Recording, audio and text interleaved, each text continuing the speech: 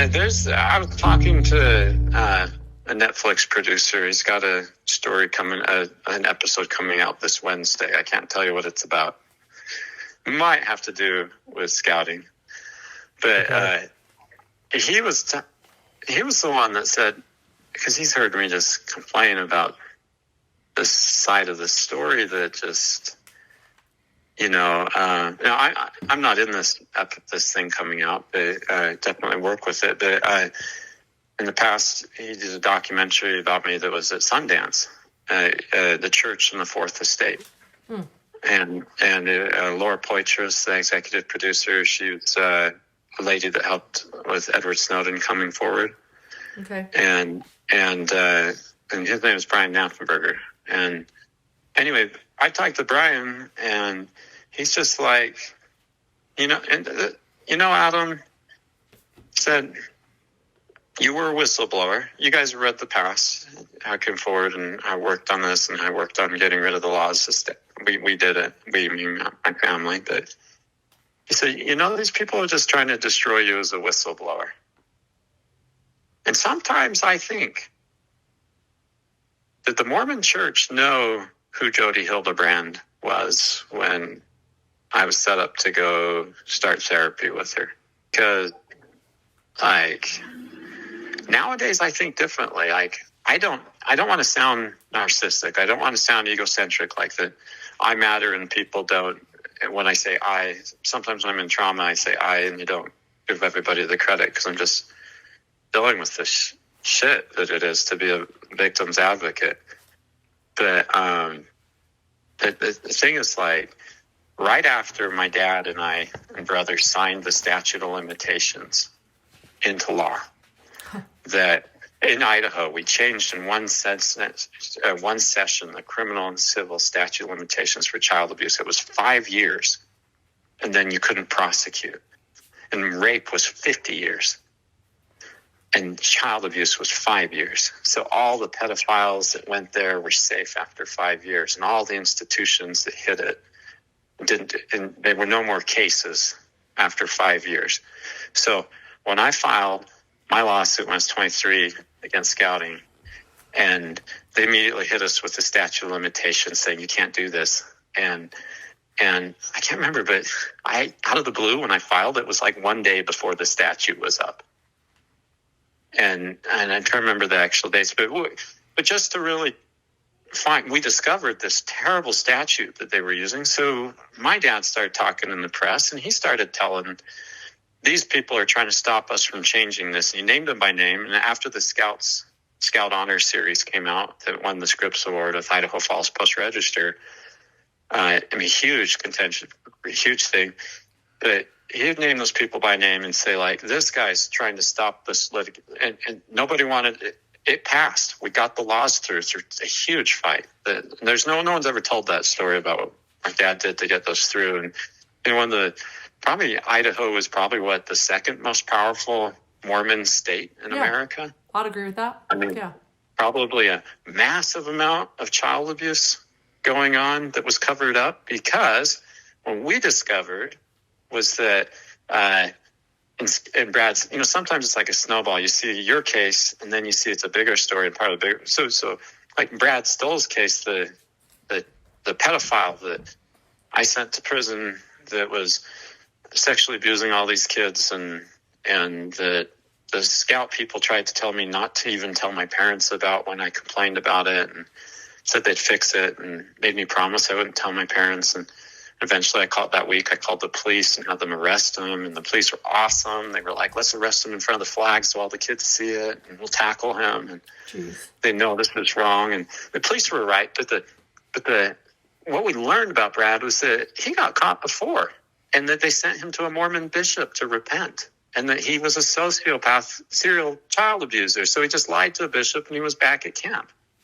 Wow. And then we learned about this pedophile and that pedophile and that pedophile, and they were all being sent to bishops. And then we learned that, holy cow, this is a broken system, because the Mormon Church was using the bishop penitence clause so that they didn't have to report the child abusers after they were sent to a bishop. So it's totally different. Like, it's different when someone comes to you and confesses. It's different when we catch a child abuser, a pedophile, and they get sent to a bishop, and the bishop gives the okay and sends them back to work at camp. And this happens systematically in the Mormon church. In fact, it became such a good cover that the church broke ranks with how they normally call bishops in a secret operation that none of the members knew about. So behind the scene, you have like thousands of bishops, and they were then instructed, before in the old days it was scriptures where they pray to God. Now there's complications of the modern world, and there's child abuse allegations. And when bishops get that, they were given this church handbook that started developing these real specific rules on what they needed to do. And it said, call this number and talk to these people. And the thing about it is the people that were they were like attorneys on the telephone talking to the bishops on how to handle these cases. Here's the crazy thing. The Mormon church totally broke ranks with their traditional call a bishop and a group of people, an honor call. That's what it was. They ordained the people on the telephone that would handle all of these child abuse cases as bishops so that they could classify everything under an umbrella of bishop penitence and not report anything. So, we're talking the millions and millions of interviews. And this is what the Mormon church has done. And they're fighting tooth and nail behind the scene to keep this 5-year statute of limitations for child abuse around with scouting. And so I know that society will wake up, society will learn how to fix itself, and they will hold these people accountable, and they will change these people, even if these people win some legal law here and there. It will change because this problem will not go away. So I know that's inevitable. But the thing is, we changed the laws for us, but at that point in time, I didn't think of going after the church because, a cult could be. I totally believed in it and had cognitive dissonance and didn't think. But had all these rationale for how the church, given the best case scenario of what they must have understood that made them explain why they didn't do the right thing, But I went after scouting because they were like a professional organization. And my dad said, look, these big organizations, they don't care about this unless you sue them in a big way. And I had punitive damage on my case awarded. And my church leaders told me not to do it. The area presidency told me not to do punitive damage, so I turned it down. Huh. They as a because they recommended it. Because they recommended that. They said, don't go too far. Here's the right balance. The next punitive damage case was stuff that was built off our cases. The victim won $20 million. If I had won $20 million, I'd have turned it into a fund and gave every penny of it to victims out there because that's how I feel about it. But the thing about this issue with is that there was tons of controversy over us changing these rules. My dad lost his job as this BES guy, and we lost our retirement, and society was split in half on it, and all this terrible stuff. But we succeeded in the impossible. We changed the laws in Idaho.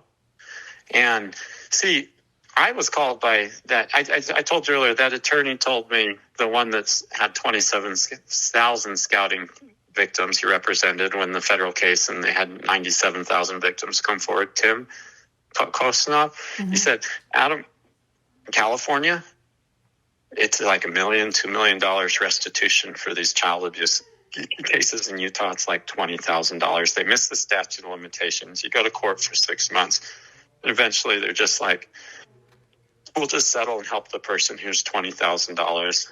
And religion, an institution, an empire of like $100 billion or something, and their approach towards handling all these victims, to which they created a situation that allowed these, the public school system was like, hey, if we have a pedophile, we call the police, and he goes to prison for 25 years. The Mormon church and scouting, or even in church, was like, hey, we send him to a bishop. Now we don't have to report the case. All's well in Zion. I want to clarify one thing you said. You believe, or you don't know, but you believe and you sense that the church might have purposely sent you to Jody Hildebrandt after your case with the Boy Scouts of America and you receiving the settlement. Let me give you some filling on that notion. Yeah. I don't just make up notions out of nowhere. Right. I meet this girl at BYU. I was a super Mormon. Her dad was a general authority. I thought we'd have a happy family. It didn't work out. Jody destroyed it. It was a crappy marriage at best. Jody did this crazy stuff. So the thing is, when her dad got called as an area authority in Holland, it was by a man named Elder Helam. Elder Helam was a president of like the European area where her dad was called as an area authority. Now, the third quorum of the 70, in my opinion, they don't have the legal power that the first and second do. I think it's more like a PR campaign to show the rest of the world's involved with the Utah Mormons. So her dad gets called in Holland. And I don't mean to belittle him. He was a nice guy to me, to a point that he just went the wrong way in this divorce. And again, I don't want to talk about divorce, but here's the thing. And see, I just did. That's an example of how the visceral stuff works. But the thing is, like, this guy, Elder Helam, shows up.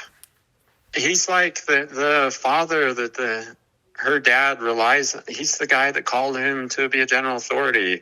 He's the guy that, inspired by God, this great guy. And when your daughter goes through this terrible divorce in a country that you're not in, you go to this guy for help. They get Doug Thayer as the attorney. They come out fighting, and, you know, her dad originally wrote me, hey, let's get together and talk. Then I heard no response. Then Doug Thayer, attorney, protective order, everything. And it became this like almost $500,000 legal fees on both sides, 3-year fiasco, where in the end, you know, it amounted to nothing but just the system. But so in the situation where this guy who's president of the first quorum of the 70, he shows up in the court hearing for the protective order. He's sitting there next to my ex-wife and Jody Hildebrandt.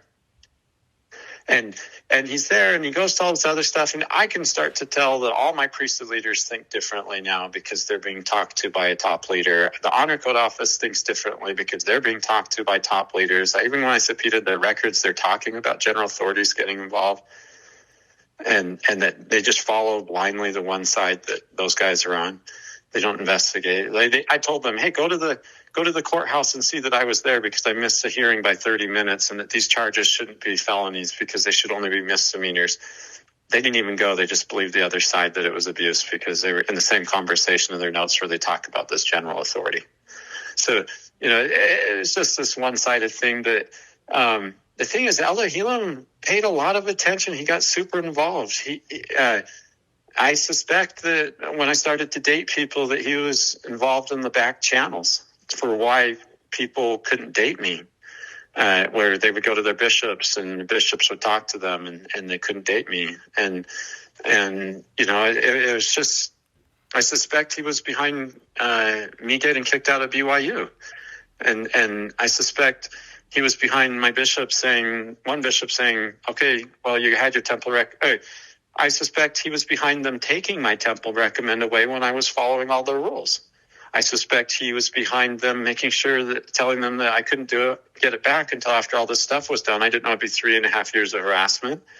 And then when it finally was gone, I suspect he was behind letting a bishop that cared about me, was nice to me, but said he didn't feel comfortable over and over, and it didn't make sense.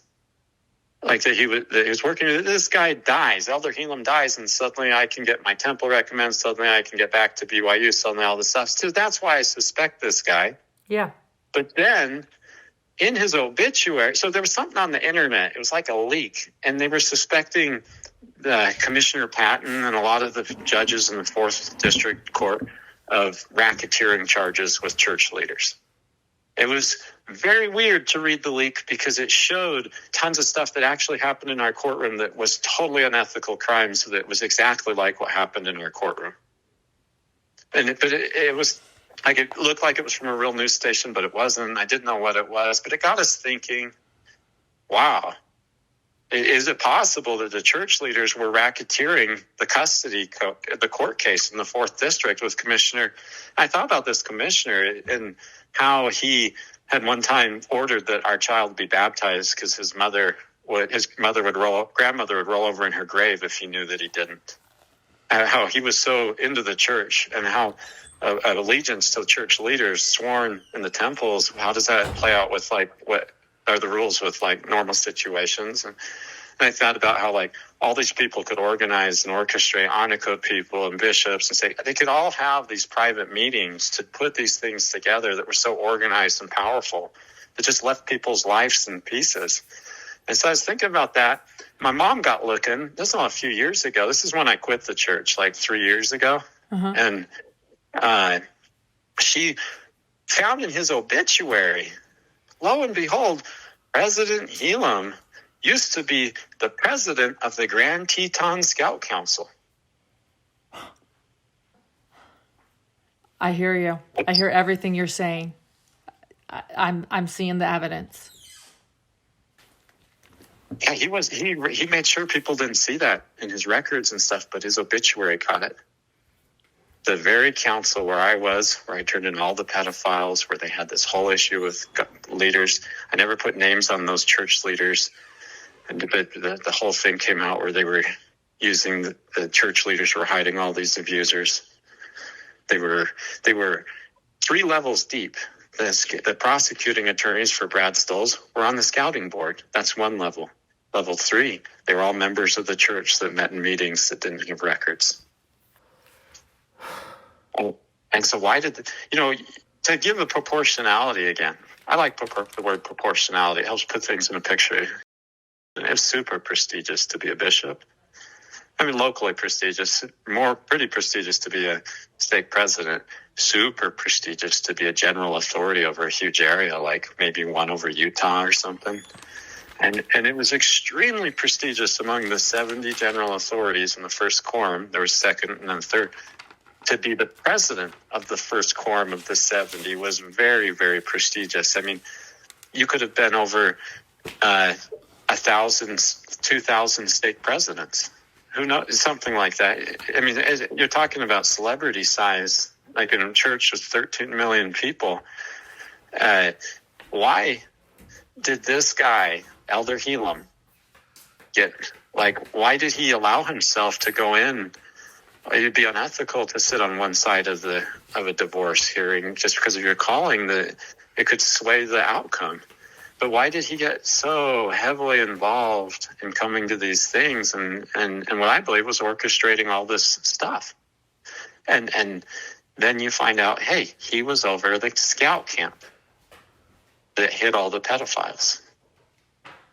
I don't know, past life. I mean, I'm connecting the dots. How about this? I'm having a hard time processing what I'm hearing, but I'm connecting all the dots. It's scary because in the LDS, we always rationalize that, people aren't perfect, but God's religion is true, and these people have the absolute truth of God. But people make mistakes, but at a certain high level, they're not going to be making mistakes. But this guy, I wonder sometimes, did he miss his calling to be an apostle because I made him a liability to the church? And did he want to punish you? When there are whistleblowers, when unsavory things come forward, they try to discredit them. They have faults. Look at them, look at their past. And so I have questions for that dead man.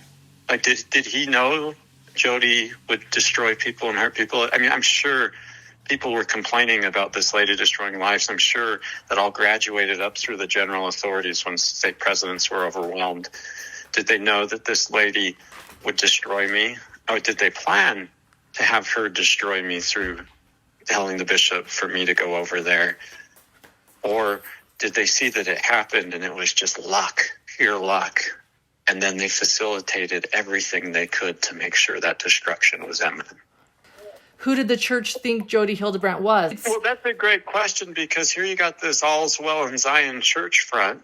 And if there's problems, you go to your bishop first. And if there's serious problems, he talks to the stake president. If they're really serious problems, then that stake president in their meetings talks to the general area authorities. And if they're real serious problems, they talk to the general authorities. And if they're real serious problems, they talk to the apostles, and the apostles talk to the prophet. Right. And so there's this like whole order of how this stuff goes from the bottom to the top. And I'm betting if Jody had already been practicing for a long time and was so well versed in fluently destroying people with deception, that there was a huge body count before I ever came along. Yeah. Yeah. I mean, that's what I think. So if that's the case, if there was, then I'm guessing that these super complex, damaging cases that make the church environment so, nothing ruins a romantic evening than someone talking about divorce. Or Zion, happy Zion, and people losing kids and sexual abuse allegations and stuff destroys everything. So I bet sexual abuse allegations would graduate really fast up to the top of meetings. And if they had an unusual pattern on a high level of allegations, connected to somebody, then maybe, who knows? These things I do not know. I'm just a guy wondering how to make sense of this crazy, crazy story. And it's overwhelming in its size. I mean, in some ways, there's some comparisons, I think, to Jody's cult and some things in the Mormon church that should be addressed. I think that I noticed that in the 90s that the church started the bishop's handbook that instructed the bishops to get people to commit to tithing and church attendance and fidelity right after people confess their sexual traumas. And it's interesting that they systematically instructed bishops to make sure people were doing all this stuff, right? When people come in to confess their sins. And I felt like that moment of time should have been about helping a person heal from their trauma, not building a fidelity to an institution. Right. And the bottom line is the bishop of your congregation, the person that's the head over your local congregation, is who sent you to Jody Hildebrandt. Yeah, called me in and sent me. And then he said it was his brother's organization, Lifestar. And actually, he probably wasn't prearranged on that by top church leaders, because I just told him, unless he did it real subtly, I just told him we got done with the settlement and they had this money and they said that should be used for counseling for me for the rest of my life as a victim of abuse. And, it was just kind of like, well, let's do some counseling. And I was hoping it would help my wife at the time with some things she struggled with. I thought if I went in with her together as support as couples, it would, but for a long, the diabolic side is they planned this master plan. But the thing is, like, what I do know is that once Elder Helam saw what was going on with Jody, that he started getting involved with this court case that was being completely manipulated by what this therapist was saying. And the court case just went super aggressive against me and my family. And he was in the court case sitting it through. He was there, and this is who called your father-in-law, your then father-in-law, to be a general authority. Yeah, and he was the guy that was over the camp that was hiding all the pedophiles, and he was the high religious leader.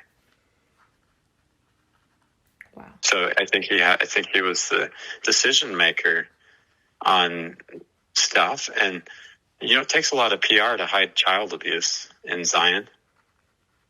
It does, like in a big systematic way. And I looked also. Elder Helam's other job was church Sunday school president for the whole church. And in the 1990s, the church started making tons of pamphlets that we would study every Sunday at church. They had a picture of a prophet on everything and the different manuals. And he was over making those. And you have to have a certain kind of charisma to know how to take a religion that has kind of, more extreme things in it and moderate it into the world that we're in. I mean, the whole world started moderating, things, and Jody, doubled down and this extremism. But he was sorry, that was a distraction. But this guy, I assume that to be the guy that would be called to handle all those books, you would have to handle all the crazy questions about the church history and know how to rationalize everything in a way that made everybody feel peaceful, and maybe do it extremely well and have a lot of pride and think that you're incredible at it. And if you were doing all that work, that life's work, and some child abusers came along that would just make look all as hell in Zion, you might be tempted to cover them up. You might be tempted to feel threatened by anything, and you might justify a means to an end, that it's worth lying and covering this stuff up and breaking the law. And I mean, I never knew about Elder Helaum. I wondered if that was his case, or I wondered if maybe he was closer to the sexual pedophiles themselves and he was scared that he'd seen what we'd done to show the truth. Like, he was president of a camp that had pedophiles all over it, actively practicing pedophilia. Like, that's concerning. When I was in scout camp, I was 14 years old, and I was just be dazed by the abuse in daylight that was happening, or the grooming and the stuff of this guy, and how he was, not in daylight, but where he was taking people at night and abusing them. And then I was sitting there in the office, in the lunch room, when I'm going to just erase that name, so I don't want a victim to be outed on. Got it. Yeah. Well, he's an adult now. He's a kid at the time. His father was the Elias. He was the representative for all of Boy Scouts of America for the Mormon Church. Big calling. Let's see. Wait. But he saw this necklace on my neck, and it was this certain kind of necklace. And he goes, "Oh, what are you going to do with that necklace that Brad Stolz gave you?" And I said, "What do you mean?" And he goes, "I burned mine." And I didn't know that was a ritual that with his victims, Brad Stolz would put a necklace on a kid and make them feel like they were real special and just treat them really good at camp. And that alarmed me, and I was feeling real uncomfortable about some abuse that happened a while ago, and my brain was like messing it up, trying to deny it. And that kind of sparked things, and I started asking. A little while, I'm investigating. People are getting merit badges, and I'm running around talking to kids and hearing these stories and asking more and more questions. And soon I know about all sorts of pedophiles and all sorts of funny stories about pedophilia going on in that camp. And I don't want to use the word generations, because that's what I used to use, but now I don't want to use that because that infers that victims become pedophiles, and that's a myth. It's a damaging one. So I'm not going to build that up. But for generations of years, there had been multiple pedophiles there. And there's this overwhelmed amount of victims and a subculture where people laughed about it and joked about it like it was nothing. And so, that was Elder Helaum's scout camp. Wow. Yeah, Brad Stolz confessed to 24 victims. Jeff. So that. Go ahead. No, go ahead, Jeff. No, Jeff was. I'll remember a name. My mind just, one of the worst guys. My brain just blanked out on, that was up there at camp above everybody. So the guy Elias Lopez had me get on the phone with top people over scouting, and then they're higher up, and all while I was there, and they were all telling me not to tell my parents it would destroy camp and that they would take care of it. And the guy just kept sexually abusing my friends and other people that I can't really mention. Yeah. So full circle, you get therapy after all this trauma. It's Jody Hildebrandt. And now Jody Hildebrandt has been charged and arrested for child abuse herself. Well, yeah, the crazy thing about it is it's like, I mean, I think of the irony. Where's Mark Twain when we need him to say something funny? Right. I can't help you there right now. I wish I was Mark Twain. I've been thinking, how do you get a funny spin that's true that makes people feel like human again off of this, Right, yeah. No, I often use humor to diffuse, and this is, even I'm stumped right now. We all manipulate people on accident without even knowing we're doing it. The emotional language is hard to understand. But when people have repeated it to a fine-tuned comb, then it's methodic. They know ahead of time, do this, and this will happen.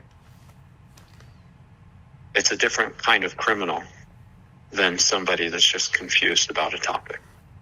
Yeah. Well said. I guess, yeah, this is deep. This case is just beginning, I think. And I have to say, in some ways, my mind is going multiple places too. I'm connecting dots in my own life. You got to follow the money. Yeah. Jody's doctrine was break off. Everybody's sick. Everybody's sick. You're sick, so you can't decide when to leave my group. Everybody else is sick, so you need to break the relationship with these people that are normally your health and your balancing and everything else in your life.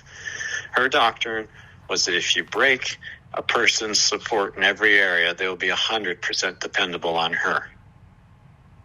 And, it's great job security as a psychologist. And you get the moment these Mormon therapy groups go into the charisma and the big promises and the huge fears, they are, and the teaching addiction as a form to isolate someone from all their healthy relationships. Now, I thought if a guy looked at porn and was worried he looked at it too much, the best thing he could do is have sex with a beautiful woman that loved him. Instead to isolate these people alone and this crazy thing. I mean, you have to get the sociopath view of this to understand the machinery that's at place, like the inputs, the outputs, and stuff. I mean, it's just incredible how sophisticated she got. In my case, protective order comes around. My wife comes home from a meeting with Jody. She asked me to bathe our child. I'm like, oh, okay.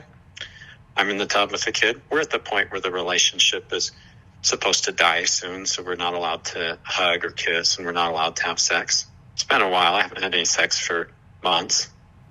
And my ex-wife walks into, coached by Jody, and I didn't know this till years later did I even unravel this. She walks into the bathroom in lingerie, acting seductive, totally not what the women in Jody's minions that she's making them would do for a guy. I think she starts laughing, and I think for a moment that we're back to our normal relationship. And I tell her, hey, you got to come get the baby out of the tub. And I hand it to her, and she takes the baby out, and she comes back in, and then she just turns her back at me and acts like she's disgusted by me and walks off. So I turn my back to her. I would never remember this story. But when the protective order came out, she starts talking about how I'm a victim of sexual abuse, and so I don't have healthy boundaries, and that I had to ask for my baby to get out of the tub, and she caught me turning my back because I had an erection. Wow. I heard that. Being a victim of abuse, and my biggest fear in my whole life was that people would think that I would be like that, from that terribly small-minded group of people that just exploit those insecurities for their agenda. I heard that. I couldn't even breathe. I had like a panic attack in the parking lot outside of the courtroom. And the thing was, then it was over. It didn't matter what the truth was. All that mattered is now when I say that I'm not like this, and I say it a million times because I'm totally broken and alone and without my kids and trying to make sense of the world, everyone's going to think that I'm guilty of it just by hearing me say that I didn't do this. And that's what Jody does to innocent people. So I come to my own conclusion. She seems like a soft criminal, right? But if you can falsely accuse somebody of murder, say, for example, let's say murder, and they served their whole life punishment for that and it was false, don't you kind of feel that the action of bearing false testimony in that case would be like if you put it on a scale, it would weigh as much as murder. If the punishment for murder was served, and in other words, like, if she can destroy somebody's life like this, I mean, I would have rather gone to prison for 5 years than gone through that divorce. Yeah. I don't think I don't think she sounds like a soft criminal, if that means anything to you. I think she sounds diabolical. Well, that's what's so Ted Bundy-ish about her smile and her soft voice and her ability to say words at the right time so she's not talking over people and to villainize people who are. She's just incredible at that. But apparently, when she feels so powerful and overestimates it, her blind spot is to know that you can't duct tape children and abuse them. That blows my mind. Do you think she really didn't know that, or do you think she knew exactly what she was doing? Because I want to think she actually does know that. Okay, so here's the question. Yeah, it's $1 million question. So my ex-wife wrote back and forth emails with Jody on stuff, and when Jody was coaching her to get the honor code office they knew that I had to have a 21-year-old person with me to be with my kids while this was all going on. And the honor code office started calling anybody in that would go with me, and they're accusing them of allegations and threatening them if they were around me. So I couldn't have anybody with me, so I couldn't go see my kids. And that was all going on. And it turned out this huge fiasco with a 500-page honor code office thing. It was just crazy the way the honor code office, that's a whole other story. It's a huge liability for them. It was completely unethical. They were never punished for it, and I have all the documents. In fact, when I subpoenaed them, they mixed them up, shuffled them. It took us 3 weeks to understand the documents in sequence because they were so guilty that they didn't want us to understand them, so they mixed them up. And, I mean, it was outrageous the way the Brigham Young Honor Code Office worked. I mean, they would take... And Jody was coaching my ex and talking to the honor code office and facilitating all this stuff. She was there doing this. And what year was this then? 1990? 2007, I think. Oh, 2007. Okay, a lot later. Yeah, okay. I need to check the date. Okay. It might be off a year or so, but she was, here's some examples. And I had to go back on my post and erase the name because I realized I was outing somebody's abuse from the honor code office without realizing it while I was sharing my own traumatic experience and the information. Yeah. But there was a particular woman that was helping, and so she'd been a victim of abuse as a kid. Honor code office called her in. She was helping me with my kids, so they called her in. They spent forever talking to her in detail about the child abuse that happened to her as a kid, and then they accused her of having sex with me, and they accused her of having a relationship. We never had sex, and they accused her of that, and they put her on probation and said if she ever talked to me again, they'd throw her out of school. Oh wow! And I mean, the list goes on. In the honor code office records, there was this one girl, really nice, returned missionary. And they were like, let's put her on probation. This is in their records. And they're like, she's just helping me with my kids. No romantic interest, nada. Just a nice friend of mine from grade school.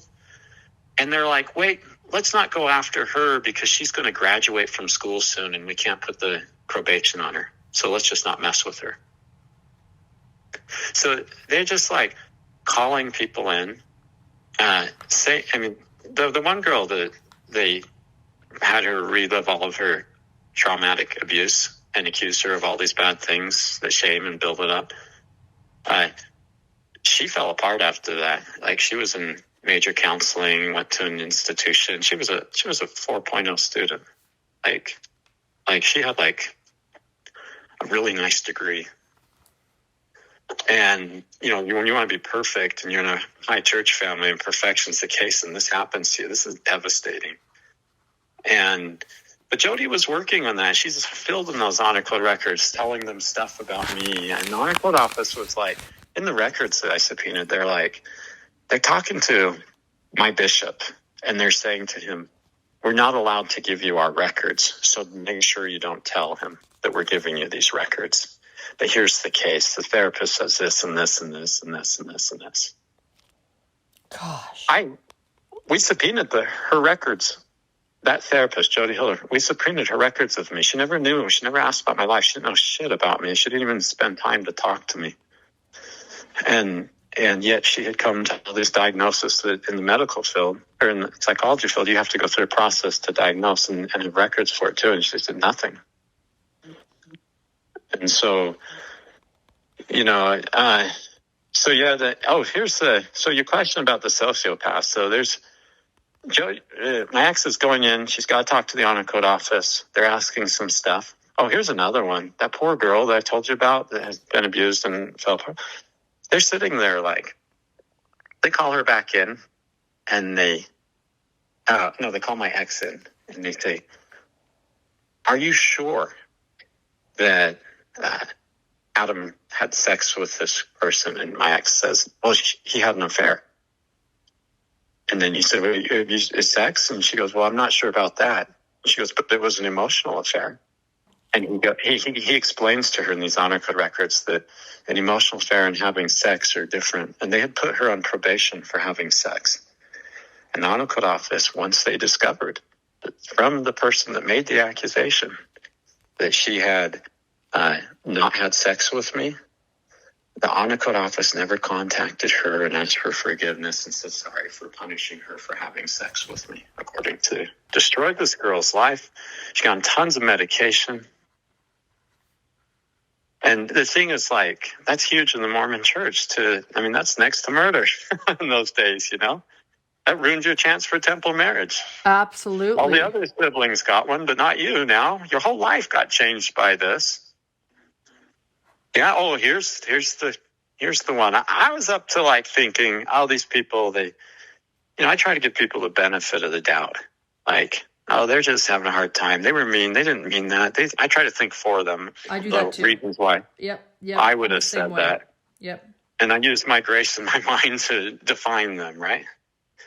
Well, there's this part where Morwena's in these emails that she's corresponding with Jody. And she's talking about going into the honor code office, and she needs to convince these people. I can't remember, and I need the emails. I'm going to say ahead of time, I might not get this exactly right. Okay. But I promise it's there. But she's in there, and she's trying to convince them that she's a victim of some terrible thing that I've been doing. And she's talking to Jody about it, and Jody explains to her form of sophisticated manipulation that will make these people think that she's a victim. Yeah, pity play. And she goes in there and she does exactly what Jody told her to do. She comes out of there. Well, and the honor code office in their records from the same day, they're like, she came in, this terrible stuff happened. We got to help her. This is this. We're going to do this and this and this. They're breaking all their own rules to save this girl. And then in the emails between Jody and my ex writes, oh, yeah, they were total suckers. They completely fell for it. And Jody's like, yeah, that's awesome. So she knows what she's doing. Yeah, and I think the prosecuting attorney in Southern Utah should have a chance to see those emails. I absolutely agree. She knows what she's doing. I want to see these emails. Because as they taught us in the Mormon church, do what is right and let the consequence follow. Yeah. And that's, so that's and what's sad is, I don't want to say this completely, but I suspect that Jody finds women with real bad control issues and teaches them how to become sociopathic and destroys their lives, destroys other people's lives. And in the future, just there's huge problems in society. I agree. I agree. She handpicks her victims. She sees what she can do to them. Yeah. Yeah. It's It's kind of weird because she does it in a way that has so many steps that we can't have a concrete cause and effect that holds her responsible.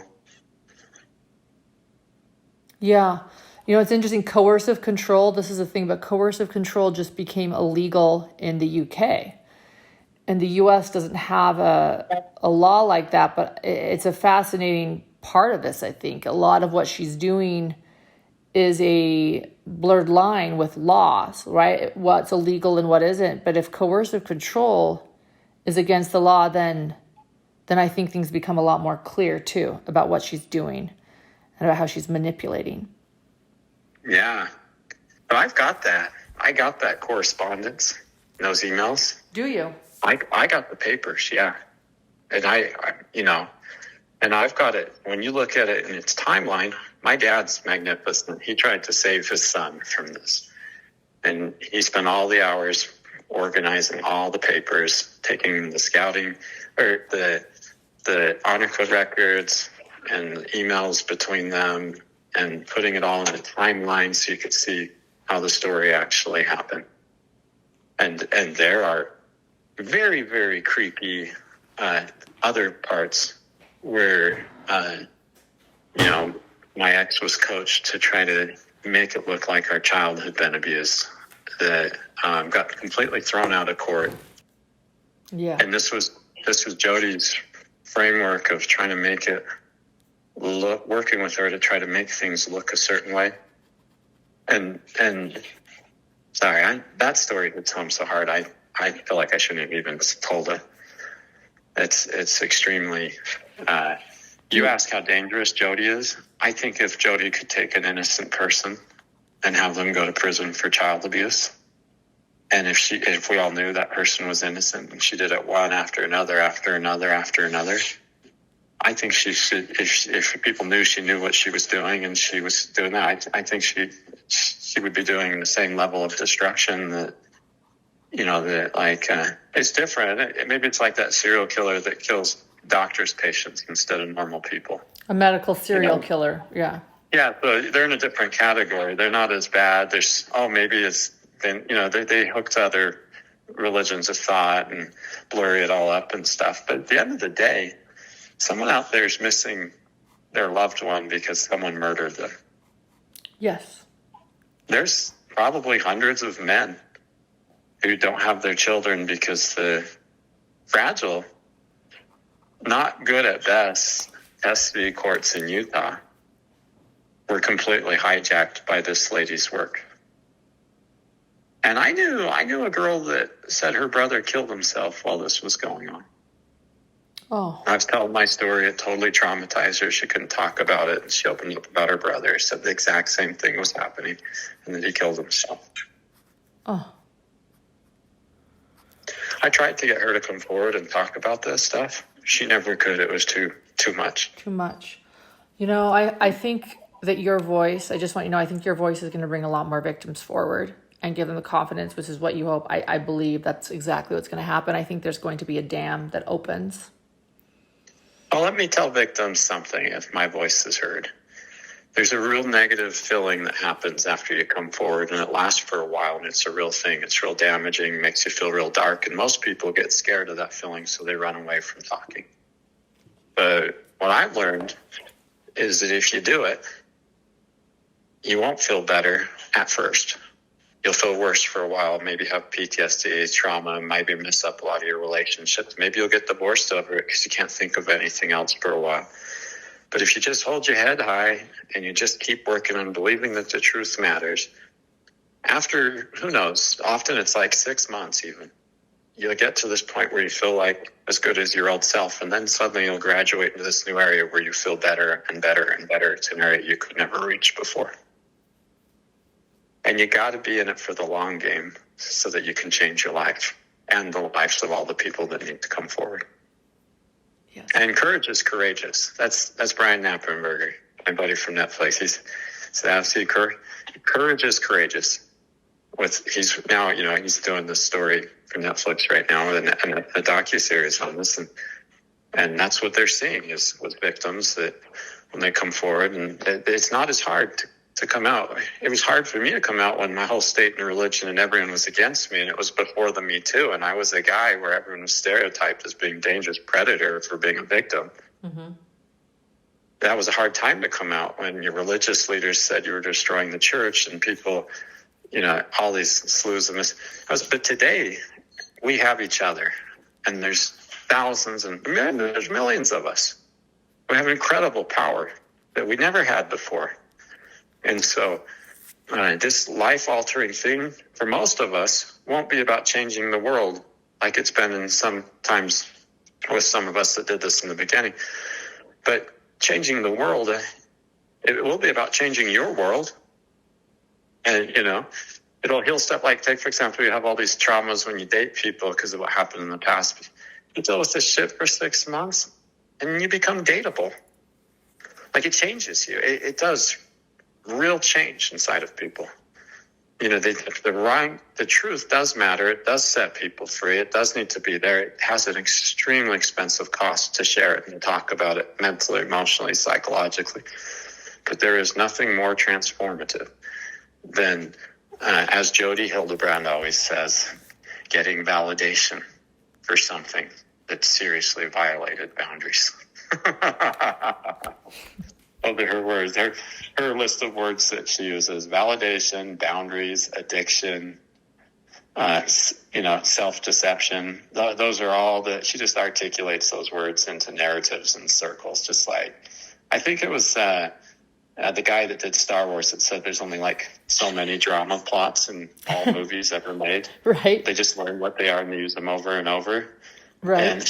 And Jody's figured out how to use those into a certain scenario with vulnerable people. Just use the same boring, stupid, limitless, loveless, systematic, methodic stuff over and over.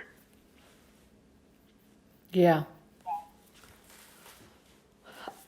I hope you know how brave you are. You are really courageous, and I hope you're like, I hope you do okay after this. And I want to tell you too, I'll be okay. My wife's in the other room putting a baby stroller together. Aww. She's got a smile on her face. and it's just one of those things, like, victims everywhere, hear me. You don't realize this, but you do not believe you're innocent. I mean, that's the thing. You do not feel like you're innocent. And you're looking for meaning with your life with all this crazy stuff that happens to you. And, you also want to have a good, healthy, beautiful relationship with somebody. And, it's just the recipe for that is having the truth come out, coming forward with the truth, dealing with the shit for 6 months or whatever it takes. And then you get this craziness that leaves you, and these insecurities leave you, and you feel normal for the first time in a very, very long time.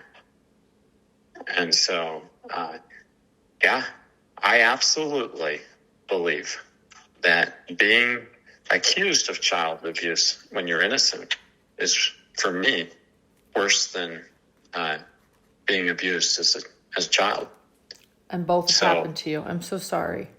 Yeah. Can you imagine? I change all the laws to catch dangerous predators, and I come down here to Utah, and they point all the laws at me. And they don't even follow due process. They don't even have a victim. They don't even have a statement of a crime. They don't even have a statement of me threatening, acting, talking, or doing anything. They just use a stereotype that I was a victim, and then a miscontextualized psych evaluation out of context to argue a few points with the commissioner that sitting there with the top church leaders, all in a situation. I never once in my whole life had a sexual feeling that deviated away from a female close to my same age. And, that's me. I'm not going to blame some people if they had different issues because of certain traumas they went through, but I was lucky I didn't have those traumas. Right.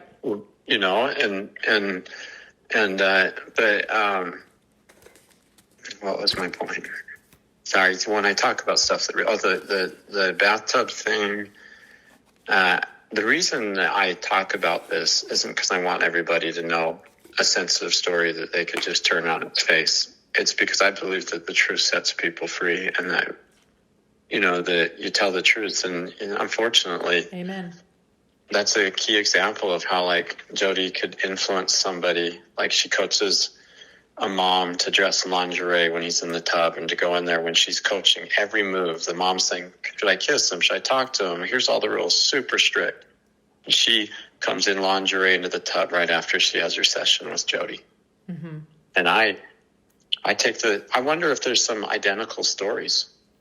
I wonder if there's like duplicates. There could be identical stories. There could It'd be funny. There's like 10 of them. There's like my neighbor down the road and like 10 other guys. And you're just like, oh, I don't feel so personal anymore. Yeah, I was really feeling personal about that. And super damaging there.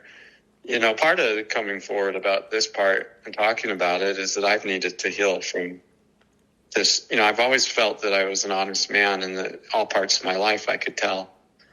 And this one area, I was, they outmaneuvered me. Yeah. Jody always says the right thing to distract from the crime where she's hurting somebody.